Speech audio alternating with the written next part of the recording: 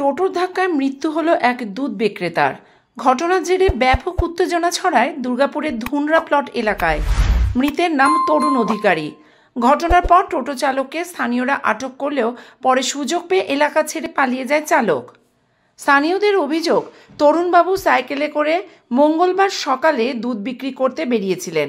ধুনরা প্লটে যখন তিনি দুধ দিচ্ছিলেন সেই সময় টোটোটি প্রচণ্ড গতিতে এসে দুধ বিক্রেতাকে ধাক্কা মারলে তিনি ড্রেনে পড়ে যান।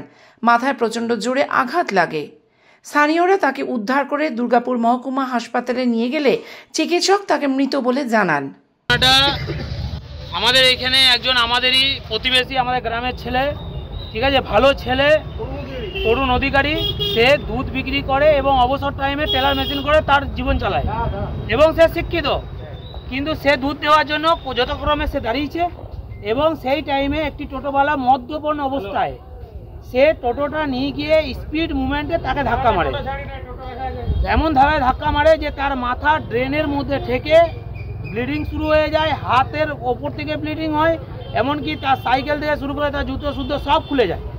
আমরা সেই অবস্থায় টোটোওয়ালাকে ধরি এবং টোটোটাকে আমরা ক্লাবের মধ্যে বাজেয়াপ্ত করে রেখে দিই এবং টোটোওয়ালাকে এক জায়গায় বস করে রাখি এবং সেই পেশেন্টকে আমরা নিয়ে ছুটাছুটি করি হসপিটালে। সেই মুভমেন্টে ও পাকা পেয়ে সেই টোটোওয়ালা যে চালাচ্ছিল ড্রাইভার সে পলাতক, তার অবস্থা সে স্পট মারা গেছে। খবর যায় থানায়। দুর্গাপুর থানার পুলিশ গিয়ে টোটোটিকে আটক করে থানায় নিয়ে যায়। ব্যুরো রিপোর্ট, আমার কথা নিউজ।